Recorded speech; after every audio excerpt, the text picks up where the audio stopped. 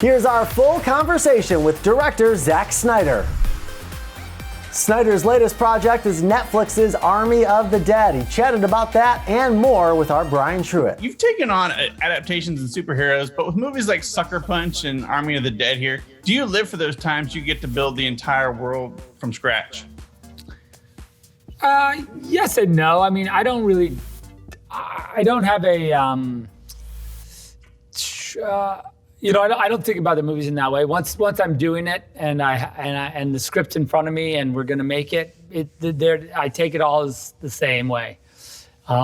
Just happened to be in this case, Shay and I wrote the script. It wasn't like a whole other experience, creating it. So no. I mean, I do appreciate it, and I think especially in this case, I did like creating this world, but it's a pretty. Other than zombies, it's a pretty straightforward world. It's true. But to say other than zombies is a pretty big caveat. True. Well, I appreciate the idea of a zombie hierarchy you've created, and it's probably the first time in a while where I've cared about the zombies because, yours have some personality. Do you feel that horror subgenre needed a bit of a refresher? I feel like we've kind of Walking Dead is a great show. How long is it? 11 years or something it's been on. I mean, You can't really. I don't know that they haven't done every possible iteration and or gag over 11 years. I would imagine. I like the show. I can't even remember. You can't remember all the gags that they've been able to pull off. There's some memorable things they've done and it really stick out, but. I think for me, I was I wanted to honor sort of the classic Shambler, but I really wanted to kind of say, okay, here's the new news. Mm. Well, and George Romero used his zombies as metaphor, even though yours have evolved. Is there a certain social message still there or one that's more timely for 2021 with yours? Yeah, well, the best zombie movies are when the social commentary is part of the genre of zombie films, and I like to say that the zombies are a monster movie where the monsters are us, and I think that statement sort of begs for some sort of comment on the way we act in whether it be government and society and foreign policy and what have you. So, I think that we really did endeavor to kind of embrace that by really putting a lot of social commentary in the movie. Mm-hmm. Well, you put a wall around these zombies, and they're just trying to live. They have their own lives. They have their own existence, and yet a whole bunch of people want to come in, are shooting things and stealing. Yeah, they're literally stop with us. We're just trying to live our lives in here. Right, it's like a home invasion film, but not, It really is, but we're the invaders. It's true. It really is true. And it's also some sort of I also thought it was it's like a medieval film too in some ways because, these foreigners come in, they make a deal, they make a truce, and then they just commence to betray that truce in every possible way. And so it's pretty fun in that way too. And they kidnap the guys, queen. Honestly. Murderer. She's pregnant. It's honestly, you guys are the worst. Yeah, this could be it's like Braveheart, but in flipped.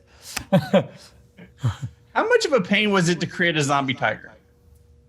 It wasn't a lot of work for me, I'll be honest, because it's a full CG animal. And Marcus, my visual effects supervisor, he had to go to, down to Florida and film some tigers, but Carol's tigers from Zombie King. Those were the tigers that we ended up filming. Weirdly, before that show, we ever saw that show, we were down there filming those tigers. He's like, "There's some tigers in Florida. I gotta go check." I'm like, "Okay," but yeah, but then once we were starting to create the tigers, and that was just fun. The models, and I was like, oh, more skin missing, let's lose that eye, things like that. That was fun. Now that your cut of Justice League has been released, when you look back at the ups and downs of that period of your life, and everything that happened, and you kind of making this film when you're trying to, do your own director's cut as well. How are you different now as a person and as a filmmaker? I think I have, well, certainly my sort of fan support is much greater now than it's ever been. I find, there's literally, I'm shocked every day by the outpouring of the fan community, and really the support they've given me is unbelievable. So that part's amazing, and they do offer me a level of I really want to not disappoint them, but also confidence in that they are very eager for me to just do my thing as best I can. So that's really cool. And I think I like everyone, you're constantly evolving and changing. And I think that we have a confidence now and like a kind of strength, that this movie is. I'd say the one thing about this movie is it's confident. It really enjoys it enjoys the genres. It was a joy to make, and I think that joy sort of comes through the sort of unabashed dive we take into this whole thing. Well, I like that it uses so many genres, so because of that, you don't know why these things are here. There's so many mysteries that you can ponder because you've opened it up everything. It can't be just like, oh, it's just some horror thing. There's like some possible sci-fi too that you can think about. Oh yeah. And I think that's that's part of the kind of cool thing about it, is because like you have to think about it a lot. Yes, and I really wanted you to be able to take as deep a dive as you want, with like, and look, we're doing a animated series that tracks the origins of the zombie apocalypse or plague. So you get to go to Area 51 and, you get to go all the way. And there's a lot of crazy stuff we do in that series. And that's been fun. I haven't directed an animated thing since Guardians, and it's fun to do like a pure adult animated, hardcore, sex and violence, animated series. There aren't that too many of those around, so it's fun. I talked to Dave, and he said, he was kind of a hard sell maybe at first, just because, the zombie thing, it sounded like a cool thing to watch, but he wasn't sure if he wanted to like actually be in it. Right. Why did you want to fight for him, and why did you feel like he was the right guy for this? Well, first of all, I go, you got to read the script because it's not what you think. In every way. I go, because like for me, it was like, this whole genre deconstruction and like all the movies, all the tropes that we sort of explore and sort of debunk and we build up, these whole that was really the kind of the why of the movie. And I was like, you just got to read it because it's not, I know it sounds dumb, but it's not quite as dumb as it sounds, I think, in the end. And it's going to be a lot of fun. And I mean, I was explaining, I was like talking about the title sequence, like, oh, there's going to be this crazy title sequence that sort of tells the whole story of the fall of Vegas and like, just that, and on and on. He was like, all right, I'll read it. And then he came back and he goes, wow, like I had no idea. And so he was in. And I needed someone like Dave who is, physically capable, big guy. I believe it. But also on the other hand, there's a real depth to that character. There's real sorrow. There's real pain, and he's able to do all of that really, really incredibly. He's really watchable. He's incredibly. You just want to like give him a hug sometimes. True.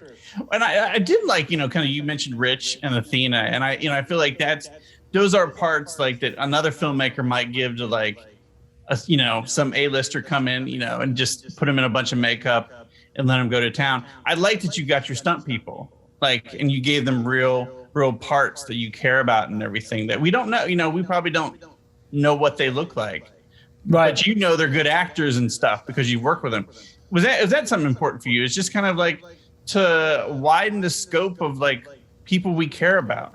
100%. I mean, these guys, they do amazing work. They're literally, physically in danger. That a lot of the time when I've worked with them, having, getting them to do stuff that, I wouldn't do, and you need a real skill set to do. Literally just to jump off of that, like from a 6-foot height in high heels and land on the ground, right, it's an act of, it's unbelievable, and that you don't twist your ankle or do something crazy. And Athena would just land that thing into a crouch and look, and I was just like, okay, this person is amazing. Let alone what she's doing, she never lets this go. Like she never, this is always acting, working, and even in the scene where we have her head and Nora's holding it, because we did it, with we had a animatronic head for the wide shots, and in the close-ups, she was just in a green suit sitting on the dolly, and we would just dolly the dolly around, and if you lifted her up, we'd boom the dolly up and boom it down, so Nora could, or push it. We just put some dance floor down, and she just sat on the dolly, but and held still, but did all the eye acting and looked scared or whatever, and it was just really, we Dodie and I, when we were cutting it, we were just cracking up. I was like, look, Athena is always acting like she never is. It's just cool. So what's next for you? Are you working on something now? Are you? Yeah, I'm working on a big thing now that I'm trying to get together. I'm hopeful. We could talk about it soon.